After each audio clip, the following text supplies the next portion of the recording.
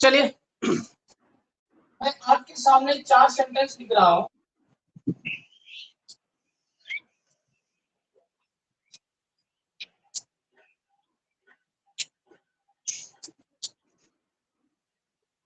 पहला sentence, children are playing on the bed. The children are playing on bed. Number 3, we sleep in the bed. Number 4, we sleep in bed। ठीक है, 4 sentence है आपके पास। Children are playing on the bed, the children are playing on the bed, we sleep in the bed and we sleep in the bed. क्या आप में से किसी को पता है कि इसमें कौन सा सेंटेंस करेक्ट है और कौन सा सेंटेंस रॉन्ग है? दूसरा और तीसरा सही है। कौन सा सही है? दूसरा तीसरा दूसरा सही है। Yes sir. और कौन सा? और कौन सा सही है? तीसरा थर्ड वाला। और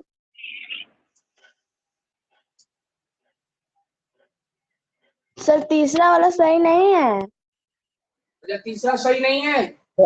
चलिए, केवल दूसरा सही है। अच्छा, केवल दूसरा सही है। चलिए ठीक, मैं आपको बता देता हूँ, ना तो पहला सही है, ना तो दूसरा सही है, ना तो तीसरा सही है, चौथा सही है। ठीक है, अब कहाँ पे क्या कमी है, क्या गलत है, उस चीज को आप पहले समझ लीजिए। देखिए, द का यूज याद करिएगा, द का यूज एक याद रखिएगा, no article should be used before bed, school, market, hospital, church. ठीक है, को किसी भी आर्टिकल का यूज हम इन शब्दों से पहले नहीं करते। इन शब्दों से, बेड से पहले, स्कूल से पहले, हॉस्पिटल से पहले, हॉस्पिटल से पहले, स्कूल से पहले, कॉलेज, यूनिवर्सिटी, चर्च, इन सबसे पहले हम कभी भी आर्टिकल का यूज नहीं करते हैं। ठीक है ना, तो इन सारी चीजों की पहले आर्टिकल का यूज नहीं करेंगे। तो यहाँ पे बेड आया हुआ है, यहाँ पर बेड से पहले आर्टिकल लगा है, लेकिन यहाँ से बेड के पहले आर्टिकल नहीं लगा है। ठीक है, उसी तरीके से यहाँ पे बेड से पहले आर्टिकल लगा, लेकिन यहाँ बेड से पहले आर्टिकल नहीं लगा है। क्लियर है? उसके बाद यहाँ पे आर्टिकल है, लेकिन यहाँ पे आर्टिकल नहीं है।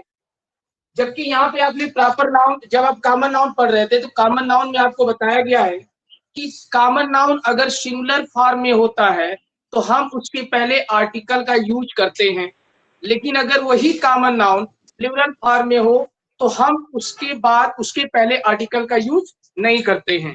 ठीक है, लेकिन इसमें क्या होता है कि इसमें पर्पज होते हैं। ठीक है, कुछ ये 2 तरीके के पर्पज होते हैं, एक प्राइमरी पर्पज होता है, एक सेकेंडरी पर्पज होता है।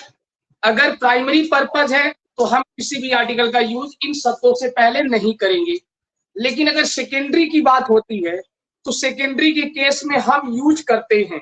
ठीक है, तो मैं इसको अभी इरेज कर दे रहा हूं, अभी आपको एकदम से समझ में आ जाएगी कैसे कहां पे क्या लगाना है आप। ठीक है, जैसे क्या होता है कि किसी भी आर्टिकल के यूज करने के लिए आपके पास क्या होना चाहिए? पर्पज होना चाहिए। ठीक है, अब पर्पज भी 2 तरीके के होंगे। एक तो पहला पर्पज होता है प्राइमरी, पहला पर्पज प्राइमरी होगा। दूसरा पर्पज क्या होता है आपका? सेकेंडरी होता है। ठीक है ना, 2 पर्पज होते हैं, प्राइमरी और सेकेंडरी होते हैं। ठीक है, अगर प्राइमरी पर्पज है तो प्राइमरी पर्पज होता है तो उसके आगे किसी भी आर्टिकल का यूज हम नहीं करते हैं। ठीक है, लेकिन अगर वही पर्पज सेकेंडरी हो तब हम उसके आगे आर्टिकल का यूज हम कर देते हैं। ठीक है, तो अब सवाल आता है कि कैसे हम समझेंगे कि कौन सा प्राइमरी पर्पज है, कौन सा सेकेंडरी पर्पज है। तो आप समझिएगा, मैं एक फिगर के थ्रू आपको समझा रहा हूं। जैसे आपका पहला क्वेश्चन था, children are playing on the bed, यही था ना, और मैंने इसको गलत कहा था। क्यों गलत कहा था वो मैं बता रहा हूं आपको। जैसे मान लीजिए ये बेड है कोई, ठीक है, ये कोई बेड है। अब इस बेड पर कोई आदमी समझ लीजिए कि सोया हुआ है। इस बेड पर कोई आदमी सोया हुआ है। तो पलंग किस लिए बनी होती है? पलंग किस लिए बनी होती है? बेड क्यों बने होते हैं? सोने के लिए ना बेड बने होते हैं। बेड आराम करने के लिए, बेड सोने के लिए बने होते हैं। तो यानी ये प्राइमरी पर्पज है। बेड का प्राइमरी पर्पज क्या है? सोना, आराम करना। ये बेड का प्राइमरी पर्पज है। तो अगर कोई आदमी बेड पे अगर सोने के लिए चला गया, इसका मतलब ये इसका प्राइमरी पर्पज है। तो जब प्राइमरी पर्पज होगा तो उसके आगे किसी भी आर्टिकल का यूज नहीं करेंगे। तो मैंने आपको पहला सेंटेंस याद होगा क्या लिखा था? पहला सेंटेंस मैंने क्या बोला था? Children are playing on the bed, मैंने ये बोला था। एक दूसरा मैंने कहा था the children are playing on bed, मैंने यही कहा था। तीसरा मैंने आपको कहा था we sleep in the bed, और चौथा मैंने कहा था वी स्लीप बेड। ठीक है ना? तीसरा चौथा पहले देख लीजिए। We sleep in the bed, उसके बाद है वी स्लीप बेड। ठीक, तो अब यहाँ पे क्या है? बेड किस लिए बना? बेड का प्राइमरी पर्पस क्या है? सोना। बेड का प्राइमरी पर्पस क्या है? सोना। ठीक है, तो जब इसका प्राइमरी पर्पस सोना है तो इसका मतलब इसके पहले हम कभी भी आर्टिकल का यूज नहीं करेंगे। यानी ये वाला जो सेंटेंस आपका था गलत था और ये वाला सही है। ठीक है, आवाज बंद कर लो। कौन आवाज ओपन किया है? ये क्लियर हुआ आपको? आपको क्लियर हुआ? Yes sir. Yes sir. Primary purpose अगर है मतलब जो चीज जिस चीज के लिए बना हुआ है, अगर आप वही काम उस चीज के लिए करते हैं तो वो आपका प्राइमरी पर्पज होता है। लेकिन अब एक मैंने और क्वेश्चन बोला था, दो क्वेश्चन और थे कि children are playing on the bed. एक और मैंने लिखा था the children are playing on bed. ठीक है, अब यहां बताइए ऑन द बेड होगा कि बेड हो ऑन बेड होगा? ऑन द बेड होगा या ऑन बेड होगा? On bed. On bed. Sir on on bed. On bed होगा। क्यों होगा मैं उसको बता देता हूँ। क्योंकि अब समझ लीजिए कि ये बेड है। बेड होता है आराम करने के लिए, बेड होता है सोने के लिए। लेकिन अब कोई बच्चा है, मान लीजिए आपका छोटा भाई है, वो इस बेड पर आराम न करके बेड पे क्या कर रहा है? बेड पर खेल रहा है। बेड पर आराम कर नहीं कर रहा है, बल्कि वो क्या कर रहा है? बेड पर खेल रहा है। यानी जो उसका प्राइमरी पर्पज था सोना, वो सो नहीं रहा है। जो उसका सेकेंडरी पर्पज यानी बेड पे सोने के अलावा आप अगर दूसरा कोई काम करते हैं तो वो आपका सेकेंडरी पर्पज होता है। तो जब पर्पज आपका सेकेंडरी हुआ तब उसके पहले आर्टिकल यूज करेंगे हम द का। तब हम उसमें आर्टिकल यूज करेंगे किसका? द का। तो यहाँ पे प्लेइंग वर्ड आया है, यानी बेड पर प्लेइंग नहीं होता है, बेड पर स्लीप होती है। तो जब प्लेइंग यानी सेकेंडरी पर्पज हो गया तब हम बेड पर यहाँ द शब्द जरूर लगाएंगे। क्लियर हुआ? द क्यों लगाएंगे यहाँ पे? Yes sir. यानी यहाँ पे द होना चाहिए। यस अब सर। बताइए, अगर बेड पर सेकेंडरी पर्पज है, सेकेंडरी पर्पज हो रहा है तो काम करने वाला भी तो स्पेशल होगा, वो भी तो सेकेंडरी होगा। अगर बच्चा बेड पर खेल रहा है यानी वो भी क्या होगा? वो भी अलग होगा प्राइमरी से, वो भी सेकेंडरी में ही होगा। तो भले सब्जेक्ट यहाँ पर प्लूरल फॉर्म में आया है लेकिन ये भी स्पेशल है क्योंकि बेड बना है सोने के लिए और ये खेल रहा है, यानी ये भी स्पेशल ही है। तो स्पेशल कॉमन नाउन के केस में भी चाहे वो कॉमन नाउन सिंगुलर में हो चाहे प्लूरल में हो, उसके पहले हम द का यूज करते हैं। तो यहाँ पर चिल्ड्रेन से पहले भी द लगेगा। The children are playing on the bed, the children are playing यहाँ भी लग जाएगा ऑन द बेड। अब ये करेक्ट हुआ। ये समझ में आया द क्यों लगेगा? जो जिस चीज के लिए बना है, जो जिस चीज के लिए बना है उसे न करके आप दूसरा काम करते हैं यानी सेकेंडरी पर्पज आपका हो जाता है, तो ऐसी चीजों के लिए भी हम द का यूज करते हैं। जैसे टेम्पल पे आप, टेम्पल अगर जाते हैं किस लिए जाते हैं? पूजा करने के लिए जाते हैं, ठीक है, तो ये आपका प्राइमरी पर्पज है। अगर आप टेम्पल पूजा करने के लिए जा रहे हैं टेम्पल पर, तो ये आपका प्राइमरी पर्पज है। लेकिन आप टेम्पल पर पूजा करने नहीं जा रहे हैं, किसी से मिलने जा रहे हैं, तो ये क्या हो गया आपका? ये सेकेंडरी पर्पज हो गया। तब वहां पर हम लिखेंगे द टेम्पल। जैसे अगर आप स्कूल आ रहे हो, आप एक स्टूडेंट हो, तो आप कहोगे, अगर किसी ने आपसे पूछ लिया कहाँ जा रहे हो, तो आप बोलोगे I am going to school, I am going to school. The school नहीं बोलोगे, क्योंकि आपका प्राइमरी पर्पज, आप स्कूल आपके लिए ही बना हुआ है, आप स्कूल पढ़ने के लिए जा रहे हो। लेकिन अगर वही आपके दादाजी से किसी ने पूछ लिया आप कहाँ जा रहे हो, तो दादाजी क्या बोलेंगे? I am going to the school, क्योंकि उनको पढ़ना नहीं है, उनको हो सकता है फीस जमा करने के लिए आ रहे हैं, हो सकता है आपसे मिलने के लिए आ रहे हैं, या हो सकता है आपकी शिकायत करने के लिए आ रहे हैं। तो उनका प्राइमरी पर्पज बिल्कुल पढ़ना नहीं है। तो आपके दादाजी अगर कहेंगे कि I am going to the school, तो द लगेगा। लेकिन अगर आप कहते हैं तब लगेगा, तब वहां पे आर्टिकल द का यूज हम नहीं करेंगे, तब आप कहेंगे I am go to school. ठीक है ना? समझ में आया कहाँ पे द लगेगा यहाँ पे? यस सर, यस सर, कोई डाउट हो तो आप तुरंत पूछ लीजिएगा, अगर कोई भी डाउट होगा तो आप तुरंत पूछिएगा कि कैसे द लग रहा है। तो ये जो केसेस होते हैं, कभी कभी हम कंफ्यूजन हमेशा आती रहती है कि सर सब्जेक्ट कॉमन नाउन है और वो भी प्लूरल फॉर्म में है, लेकिन फिर भी द का यूज हो गया है, जबकि आपने ये बताया है कि द का यूज प्लूरल फॉर्म नहीं करते कॉमन नाउन। तो जो ऐसे रन वाले केसेज होते हैं, उन कॉमन में भी हम द का यूज कर देते हैं। एक सबसे ज्यादा क्वेश्चन यहाँ भी आता है, सर यहाँ पे आपने लिखा we sleep in the bed, और यहाँ भी आपने लिखा the children are playing on the bed. अब कोई बेड के अंदर तो जाके सोएगा नहीं, तो यहाँ पे आपने इन क्यों कहा, आपने आन क्यों कहा है? क्वेश्चन बन सकते हैं यहाँ पे। Yes sir. तो कोई बता सकता है यहाँ पे इन क्यों है, यहाँ पे आन क्यों है?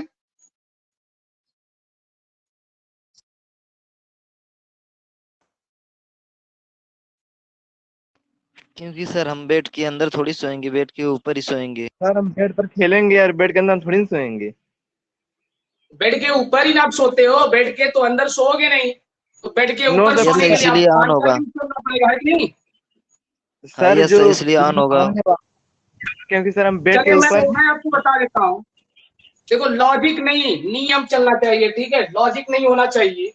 क्या नियम है इसके लिए? जैसे मैंने आपको अभी समझाया, ये कोई आदमी है, ये कोई आदमी है बेड पे लेटा हुआ है, ये कोई आदमी बेड पर लेटा हुआ है, यानी कोई भी ऑब्जेक्ट अगर किसी के सरफेस पर बिल्कुल फ्लैट है, यानी सरफेस से एकदम फ्लैट रूप से अगर सटा हुआ है, ठीक है, पूरी बॉडी उसकी अगर सरफेस से सटी हुई है, तो वो इन होता है, ठीक है। और अगर किसी सरफेस की सतह पर कोई बॉडी ऐसी खड़ी है, ठीक है, तो वो आन होता है। ये अगर ऐसे है, यानी अगर ये वर्टिकल है, आन, अगर यही हॉरिजेंटल हो गया तो इन। क्लियर हुआ? किसी सरफेस पे अगर कोई बॉडी अगर हॉरिजेंटल होगी तो ये इन होगी, और अगर वर्टिकल होगा तो क्या होगा? ये आन होगा। तो हम बेड पर खड़े हैं, बेड पर, तो यानी हम बेड पर खेल रहे हैं तो बैठे ही रहेंगे, पूरी बॉडी तो ऐसे हम पट करके तो बैठ खेलेंगे नहीं। हम लूडो खेल रहे हैं, हम कैरम बोर्ड खेल रहे हैं बेड पर, तो बैठ के ही खेलेंगे, यानी हमारी बॉडी ऐसे होगी, तो ऐसे होगी मतलब आन होगी। और जब हम सोते हैं तो क्या होता है, पूरा बेड से हमारी पूरी बॉडी लगी हुई होती है, तो ये आपका इन होता है। तो क्लियर हुआ इन और आन क्यों लग रहा है यहाँ पे? Yes yes sir. Yes sir, yes चलिए उसके बाद आगे देखिए।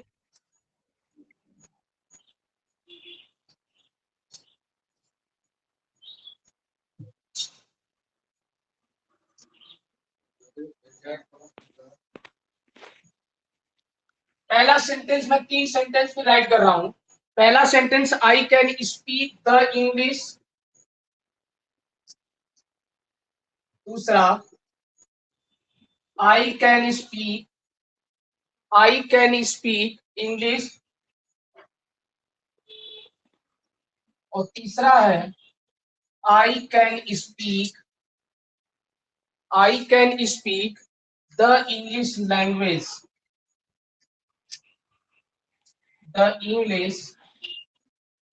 लैंग्वेज, तीन सेंटेंस है आपके पास। अब आपको इन तीनों सेंटेंस में बताना कि कौन सा सेंटेंस करेक्ट है। तो कौन सा इसमें करेक्ट है? Sir third. थर्ड वाला। कौन सा? थर्ड सही है? थर्ड वाला। सेकंड सही है सर।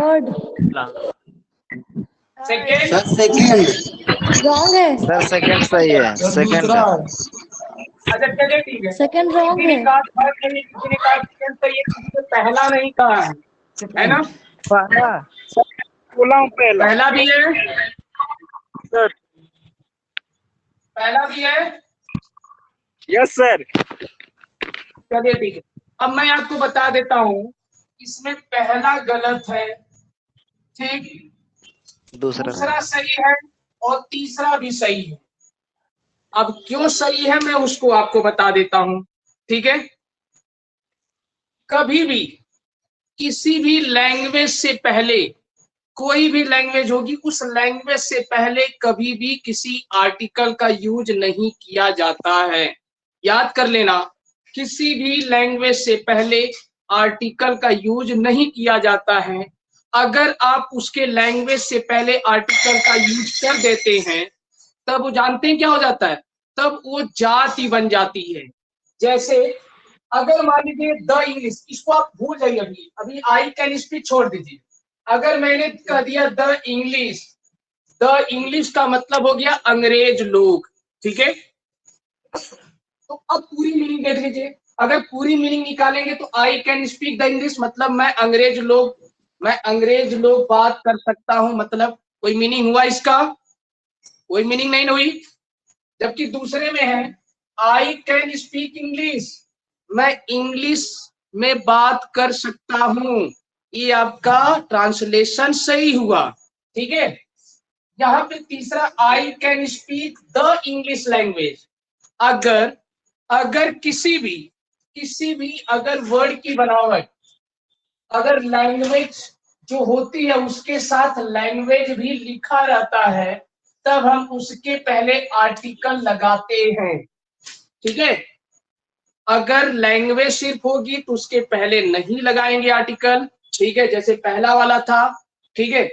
दूसरा है इसमें लैंग्वेज से पहले कुछ नहीं था इसलिए हमने लगाया। तीसरा, अगर उसी भाषा के साथ, उसी लैंग्वेज के साथ लैंग्वेज शब्द ऐड हो, तब हम उसके पहले आर्टिकल लगा सकते हैं। जैसे अगर हमने कह दिया द हिंदी, तो ये हो गया गलत। लेकिन अगर हमने कह दिया द हिंदी लैंग्वेज, तो ये हो जाएगा आपका सही, ठीक है। द हिंदी लैंग्वेज ये आपका सही फॉर्म होगा, और द हिंदी आपका गलत हो जाएगा। तो याद आप रखिएगा कि कभी भी लैंग्वेज से पहले द का यूज नहीं करते हैं, ठीक है, कभी भी नहीं करेंगे। क्लियर हुआ? Yes sir. Yes sir. Yes sir. Yes sir. लेकिन अगर उसी लैंग्वेज के बाद लैंग्वेज शब्द लिखा होगा तो द लगाएंगे। लेकिन अगर वो वर्ड अकेले होगा, हिंदी सिर्फ अकेले आ जाए, या स्विट्जरलैंड की भाषा हो गई, या अरबी भाषा हो गई, कोई भी भाषा, अगर सिर्फ उस भाषा को लिखा गया तो उसके पहले द नहीं लगाएंगे। अगर लगा दिए तो वो जाति बन जाएगी, ठीक है। अगर मान लो रूस की रशियन भाषा है, हमने बोल दिया रशियन, तो वो हो गया लैंग्वेज। लेकिन अगर हमने कह दिया द रशियन, यानी द रशियन का मतलब रूस के लोग, इंग्लिश अंग्रेजी, और द इंग्लिश हो गया मतलब अंग्रेज लोग, ठीक है ना। हिंदी तो हिंदी भाषा हो गई, द हिंदी मतलब हिंदी के लोग। तो सवाल आता है जब सेंस जैसा होगा तब हम उसका उस प्रकार से यूज करेंगे। अगर लैंग्वेज को लेके होगा तो हम इसके पहले द नहीं लगाएंगे, अदरवाइज हम द, लैंग्वेज शब्द अगर होता है तो हम द का यूज करेंगे, ठीक है ना। ऐसे ही चाहे आपको कोई फेस्टिवल हो, जैसे अगर होली लिखा हुआ है, फेस्टिवल में अगर होली लिखा हुआ है, अगर हमने इसके पहले द लगा दिया तो ये भी गलत है, ठीक है। लेकिन अगर हमने लिख दिया द होली फेस्टिवल तो ये आपका हो जाएगा करेक्ट, ठीक है। सिर्फ द होली अगर लिखेंगे तो गलत, या तो आप सिर्फ होली लिखिए, सिर्फ होली लिखेंगे तो करेक्ट हो जाएगा, द होली लिखेंगे तो गलत हो जाएगा, द होली फेस्टिवल लिखेंगे तो करेक्ट हो जाएगा। इसी तरीके से सीजन की जब बात आती है, अगर हमने लिखा समर, समर लिखा तो ये सही है, अगर हमने लिख दिया द समर ये हो गया गलत, अगर गलत। हमने लिख दिया the summer season, the summer season तो ये भी आपका हो गया करेक्ट। समझ में आ गया? लैंग्वेज, फेस्टिवल, सीजन, अगर उनके साथ ये शब्द जुड़े हुए होंगे तो आप द लगा सकते हैं। अगर शब्द नहीं जुड़े हुए हैं, ये शब्द अगर फेस्टिवल या सीजन या लैंग्वेज अगर शब्द नहीं जुड़े हैं, तब आप आर्टिकल का यूज नहीं करेंगे। क्लियर हुआ? Yes sir. Yes sir. चलिए ठीक है, फिर अगली क्लास फिर कल होगी। Okay, okay sir. Thank you sir. Yes, sir.